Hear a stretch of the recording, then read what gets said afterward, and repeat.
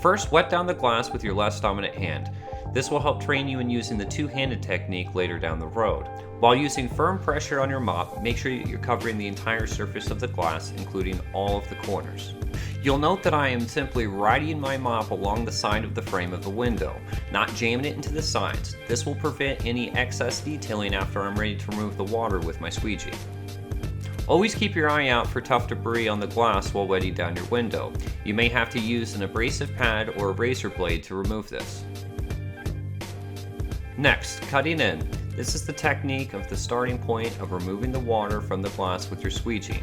You'll note that I'm a righty, so I typically cut in on the left side of the window. You'll also see that when I do cut in, I cut in about 3 to 5 inches from the left corner.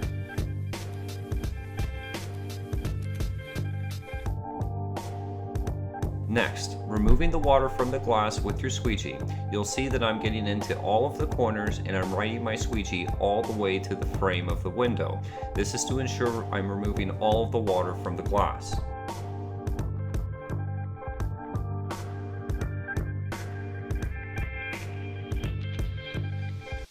You'll notice here that my thumb is placed at the top middle of my handle. This is to ensure even pressure throughout the channel as I'm squeegeeing the water.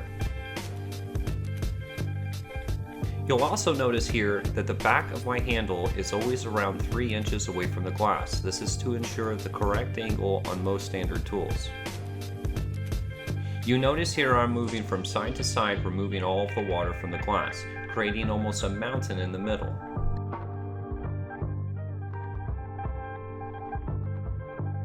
Closing out, this will be the last pass that you make on the glass with your squeegee. You'll notice here at the center of that mountain, the water is now just low enough for my squeegee to clear.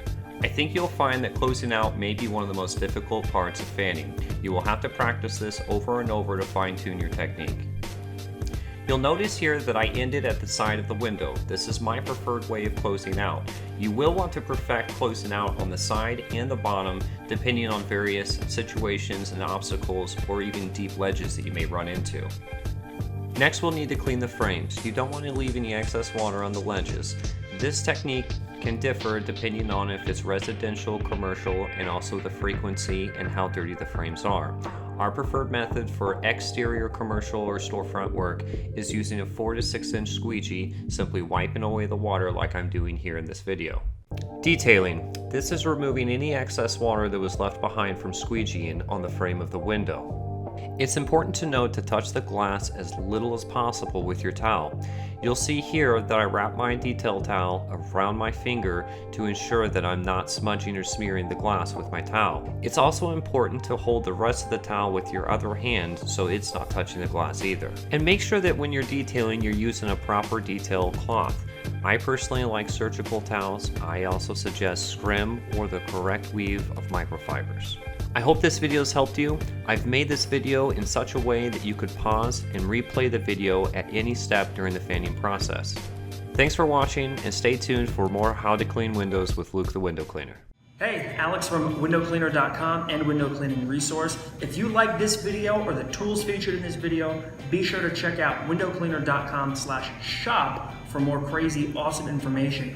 Or you can give us a call at 862-266-0677. We were actually window cleaners before we started selling all this stuff, so we can make a really awesome recommendation and help you narrow down the perfect tools and equipment just for you. If you want even more information, be sure to check out windowcleaner.com/community. Thanks.